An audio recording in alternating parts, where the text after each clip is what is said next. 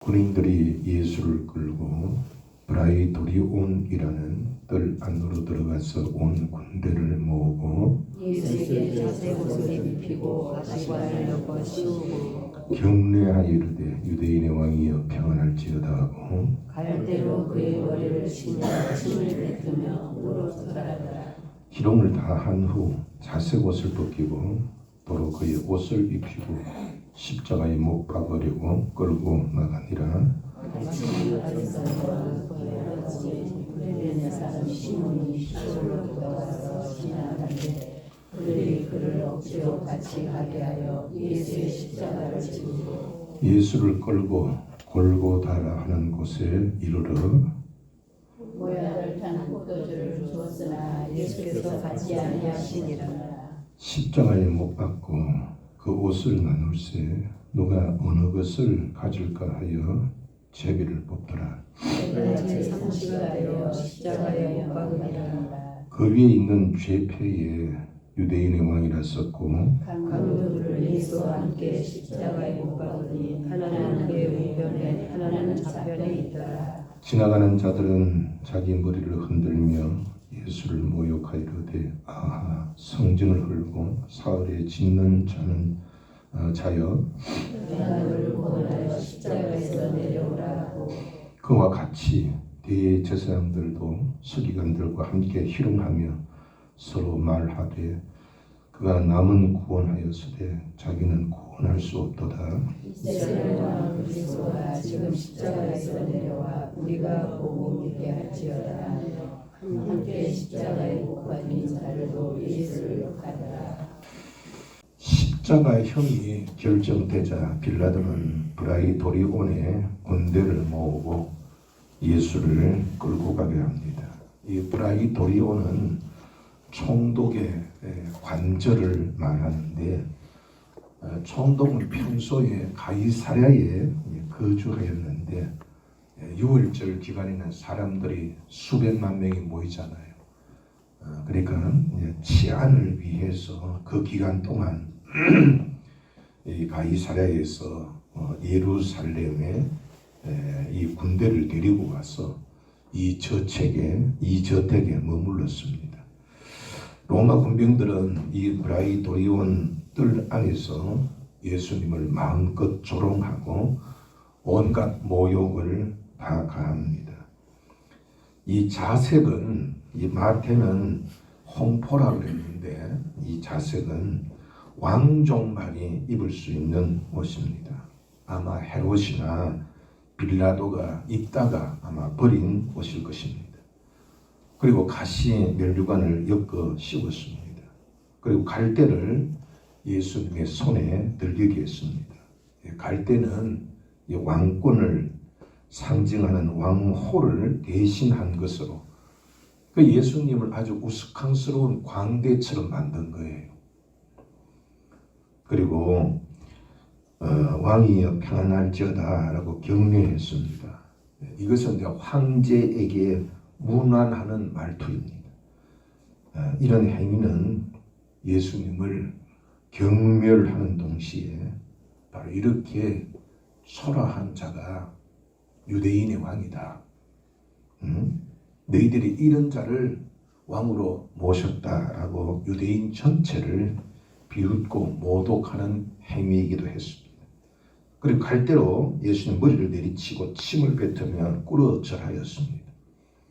군인들이 왕에게 입맞춤을 하는 것은 충성의 표시이자 최고의 영광이었습니다. 그러나 이들은 입맞춤 대신 침을 뱉고 절함으로 예수님을 모독하였습니다. 이 원어를 보면은 시제가 미완료형입니다.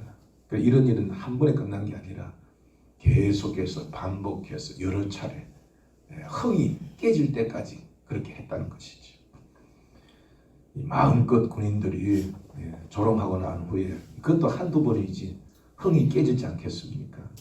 그러자 그 자색 옷을 입히고 본래 입었던 그 예수님의 옷을 입혔습니다. 십자가형을 받게 되는 곳은 골고다 언덕이었는데 해골의 곳이라는 뜻입니다. 우리 갈보리 그러는데 갈보리는 이 골고다를 라틴어로 음력한 거지요. 그 지형이 해골을 닮았기 때문에 그렇게 불렸다고 합니다. 예수님이 조롱받았던 그곳에서 이 골고다까지는 약 800m 정도 되는데 예수님이 지고 가시는 그 십자가는 십자가 전체가 아니라 세로는 그 위에 있고 가로되는 거, 자기 두 손을 묶어야 하는 그 가로되는 그 나무 한 20km 정도 되는 그 나무를 지고 운반하게 되는데 예수님은 이미 밤새도록 신문을 당하셨고 채찍에 맞으셨잖아요. 기력이 쇠하여서 그 800m 되는 그 거리를 가는 동안 14번이나 멈추셨다고 합니다. 쓰러지기도 하고 그러셨겠죠. 다섯 번째 머물게 될 때에 이 군인들은 구레네 사람 시몬에게 그 십자가를 억지로 지우게 합니다. 예수님 모습을 안타깝게 여긴 몇몇 사람들은 예수님에게 마치 성분이 들어있는 모약 그 독주를 건네었지만은 예수님은 받지 아니하셨습니다. 예수님은 최후의 만찬에서 하나님 나라의 새 것으로 마시기 전까지는 세상에서 더 이상 포도나무에서 난 것을 마시지 않겠다고 하셨고, 또 주님은 죄인들의 죄를 대속하시는 일을 수행하고 계셨기 때문에 죄인들이 감당해야 할 고통을 피하지 아니하시려고. 그리고 잠언서 31장 6절에 보면은 죽게 된 자에게 이 마취된 독주를 준다고 하였는데 예수님은 영원히 죽지 않고 부활하실 것이기 때문에 받지 아니하신 것입니다. 예수님은 두 강도와 함께 유대인의 시간으로는 제3시 그리고 로마의 시간은 지금 오늘날 우리의 시간과 일치합니다. 오전 9시에 십자가에 못 박힙니다. 이때 집행하는 군인들은 관례에 따라서 예수님의 옷을 벗기고 그 옷을 가지기 위해서 제비를 뽑습니다. 사도 요한은 겉옷은 4사람이 나누어 가지고 속옷은 제비 뽑았다고 말하고 있습니다. 이 역시 시편 22편 18절에 내 겉옷을 나누며 속옷을 제비 뽑나이다 라는 예언을 성취하게 됩니다. 십자가 위에는 죄의 패를 달게 되는데 예수님의 십자가 위에는 유대인의 왕이라는 그러한 죄패가 달렸습니다. 요한은 이 죄패가 히브리어 그리고 로마어인 라틴어 그리고 헬라어로 쓰여 있다고 했습니다. 유대인과 외국인들 모두가 알아보게 하기 위함이었습니다. 대제사장은 자칭 유대인의 왕이다 라고 이렇게 수정해 줄 것을 요청했지만은 빌라도는 나의 쓸 것을 썼다는 말로 거부합니다. 아마 억지와 거짓으로 예수님을 정치범으로 십자가에 못 박은 대제사장과 유대인들에게 내가 너희의 왕을 이렇게 처참하게 죽인다는 뜻으로 아마 조롱하기 위하여 썼을 것입니다.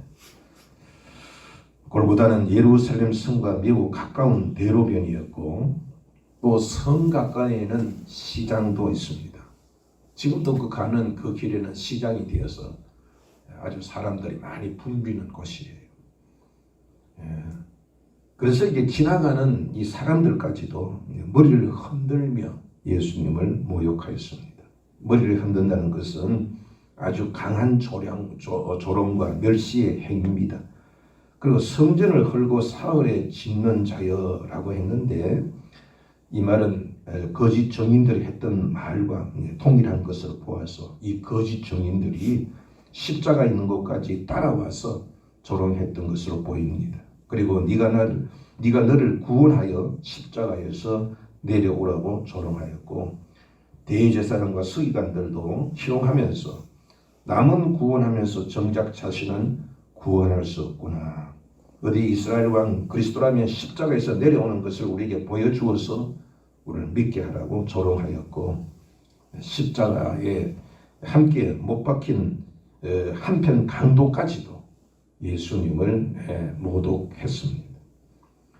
예수님은 하나님 아버지와 자기의 동족인 유대인, 그리고 제자들, 이방인, 심지어 강도들에게까지 업신여김을 당하고 배척을 당하였습니다. 그러나 이렇게 버림받는 순간 인류의 대속이 이루어지고 있었던 것입니다. 만약 그들의 만행을 참지 못하고 진노하여서 십자가에서 예수님이 내려오셨다면 주님은 사심으로 하나님의 아들이신 것을 증명하실지는 모르겠지만 하나님의 뜻을 거부한 죄인이 되어서 그러나 결국 죄사함의 길은 영원히 사라지고 말았을 것입니다. 그들은 예수님을 무능하고 어리석은 자라고 비웃었지만 바로 예수님의 참으심이 그를 십자가에 못 박으러 외친 자와 예수님을 십자가에 못 박은 자를 포함한 모든 사람들의 죄를 사하여 영생을 얻게 했던 것입니다. 예수님은 오직 하나님 아버지와 죄인들을 위해 온갖 조롱과 멸시를 당하셨습니다. 그 죄인 중에 우리도 나도 포함이 됩니다. 그들은 조롱하였지만 하나님의 뜻은 이루어지고 있었습니다. 여러분, 우리들도 주님 때문에 조롱을 당한다면 바로 그때 하나님의 뜻이 우리에게 이루어짐을 믿어야 합니다. 하나님께 버림받고 유대인과 제자와 이방인과 심지어 함께 못 박힌 강도에게까지 버림을 받았지 않습니까? 이것이 바로 하나님의 뜻을 이루고 모든 인류의 죄를 사하시기 위함이며 예수님을 조롱하고 유대인을 조롱하기 위하여 세계의 모든 언어로 유대인의 왕이라고 쓴 적폐였지만 유대인의 왕, 전 세계 사람들이 다 볼 수 있도록 히브리어, 라틴어, 헬라어 기록. 근데 아이러니하게도 그 죄패대로 예수님은 십자가를 지심으로 모든 세계 만백성을 구원하는 만왕의 왕이 되셨던 것입니다. 오늘 본문에는 십자가를 지고 가는 두 사람이 등장합니다. 강도를 빼고요. 한 분은 예수님이시고 또 한 사람은 구레네 사람 시몬입니다. 예수님은 장원하여 십자가를 지셨지만 시몬은 로마 군인의 강요에 의해서 십자가를 지게 되었습니다. 시몬은 로마 군인에 의해서 강요를 받았습니다만 그가 억지로 십자가를 졌는지 아니면 피투성이가 된 예수님에 대한 동정심으로 예수님의 십자가를 졌는지 우리는 알 수가 없습니다. 그러나 25년 후인 AD 57년에 기록된 로마서 16장 13절에 보면은 주 안에서 택하심을 입은 루포와 그의 어머니에게 문안하라. 그의 어머니는 곧 내 어머니라는 말씀이 기록되어 있습니다. 즉 시몬의 아들 알렉산더와 루포 그리고 그의 어머니는 바로 바울이 문안할 만큼 바울과 가까운 관계였고 특히 시몬의 아내는 바울이 나의 어머니라 할 정도로 교회에 영향을 끼친 분입니다. 억지인지 아니면 이왕이면은 돕는 마음으로 주님의 십자가를 졌는지 우리는 알 수 없지만은 이 십자가를 짐으로 인하여 시몬은 그리스도인이 됩니다. 아마 골고다까지 그 십자가를 지고 갔으니 십자가에 못 박히는 그 광경도 지켜보았을 것입니다. 그리고 십자가 지실 때에 예수님이 하신 말씀과 그 모습 그리고 흑암과 지진이라는 현상을 보면서 예수님이 하나님의 아들이심을 믿게 되었는지도 모릅니다. 우연찮은 일이었음에도 그는 구원을 받았고 그의 아들 알렉산더와 루포와 그의 아내까지 교회의 이름이 알려지고 바울의 문안을 받을 만큼 그는 구원받았고 주님께 헌신할 수가 있었습니다. 예수님 십자가에 죽으시고 부활하신 후에 하늘에 올라가셔야 했기 때문에 이 세상에서는 주님이 이루신 일을 전하기 위하여 예수님의 남은 십자가를 져야 할 제자가 필요했기 때문에 예수님은 3년간 제자를 키우는데 힘을 쏟으셨습니다. 그런데 십자가를 지게 되자 그 십자가를 함께 져야 할 제자들은 다 도망가 버리고 이 시몬이 예수님의 지실 십자가를 대신하였습니다. 시몬은 이때 벌써 예수님의 제자 노릇을 하게 되었던 것입니다. 제자는 예수님이 지셨던 그 십자가를 함께 지는 자입니다. 아마 시몬은 예수님이 그리스도다, 하나님의 아들이시다라는 것을 알게 된 이후에 십자가를 대신 졌다는 것은 어떻게 여겼을까요? 부끄럽게 여겼을까요? 자랑으로 여겼을까요? 자랑이죠. 영광이죠. 예수님이 십자가를 대신 졌다는 것. 여러분, 그보다 더 큰 영광이 있어요. 그는 평생 마음속에 그래도 나 같은 사람이 예수님이 지신 그 십자가를 내가 대신 졌다. 그게 자기에게 얼마나 큰 자랑이겠어요. 평생 그는 그것이 자랑스러웠고 주위에 있는 사람들도 아니 저 사람이 바로 예수님이 십자가를 대신 진 사람이다. 그렇게 존경했지 않겠어요.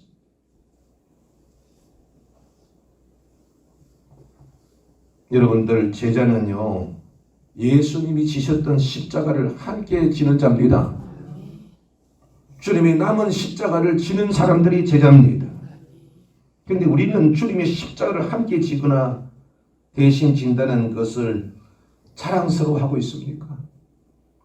많은 신앙인들은 주님의 일을 맡기면 그게 바로 주님이 지셔야 할 십자가를 져야 하는 일인데 직분을 맡기고 어떤 사명을 맡기면 영광이다. 내가 주님의 십자가를 함께 지다니 대신 지다니 이렇게 기뻐하는 사람이 얼마나 있습니까? 다 입을 삐죽거리고 그래도 억지로 맡으면 다행입니다.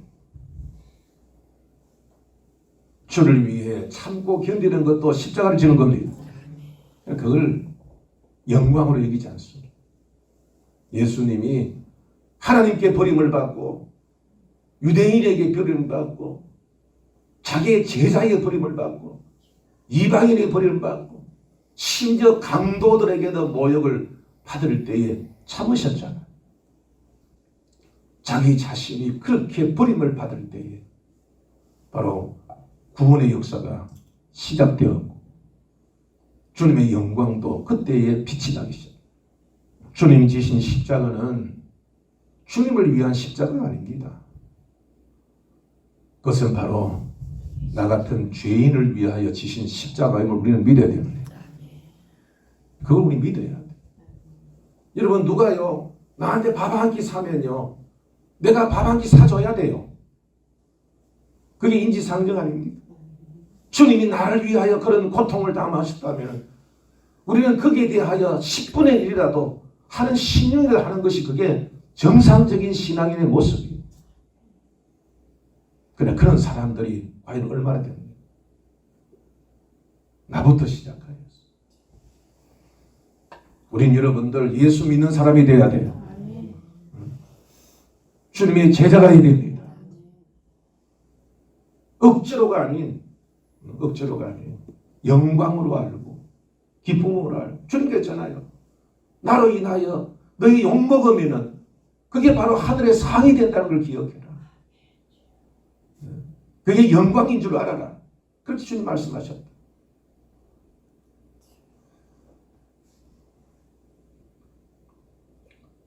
나를 그토록 사랑하시는 주님이시니 우리도 주님을 사랑합시다. 주님께서 나를 위해 십자가를 지셨으니 우리도 주를 위해 나를 버리는 십자가는 나의 십자가는 다른 게 아니에요. 나를 버리는 것이 바로 나의 십자가예요. 내가 십자가입니다. 내가. 예수님이 누구를 위해 죽으셨어? 나의 죄를 위해서. 내가 십자가를 진다는 것은 나를 죽이는 거예요. 나를 버리는 것이 바로 나의 십자가예요.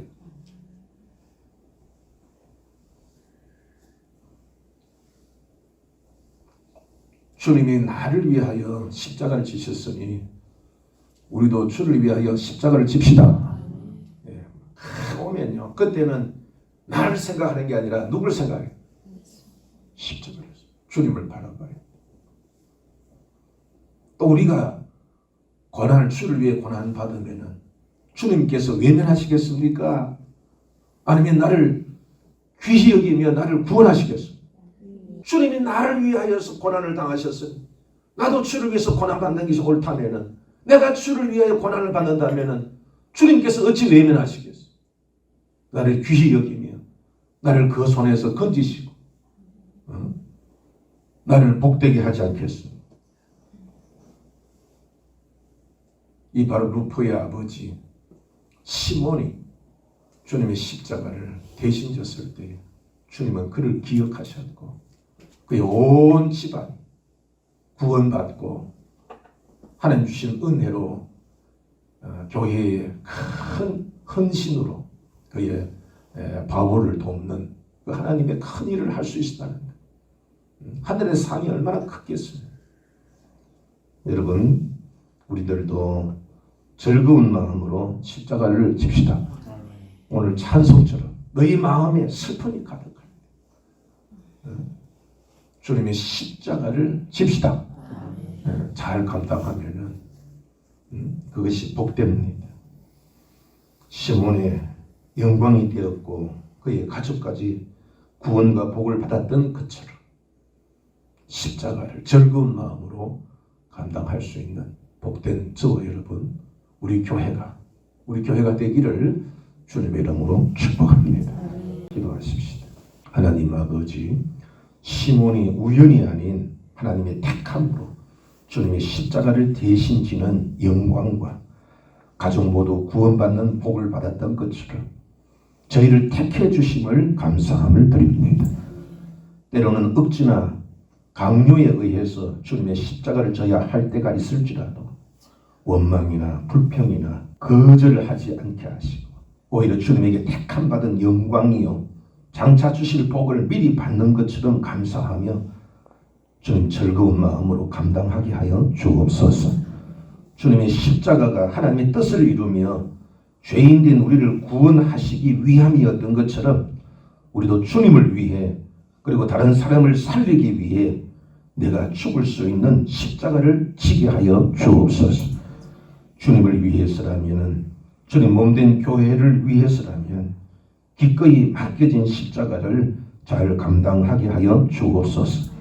주님을 위하여 주님과 함께하는 것은 영광이며 아름다운 일이며 가장 복된 일임을 우리의 심령이 느끼게 하여 주시옵소서. 주님을 사랑하는 종들이 오늘도 이 시간에 주님께 나왔습니다. 사랑하오니 주님 사랑의 손길을 우리에게 펼쳐 주옵소서. 우리에게 은혜를 베풀어 주옵소서. 무엇보다 주님 주시는 심령에 평안이 있게 하여 주옵시고 육신을 치료하시고 강건케 하여 주옵시고 우리에게 필요한 모든 것을 풍족하게 주시옵소서. 주님 교회를 세움과 함께 예배당도 세워지게 하여 주옵소서.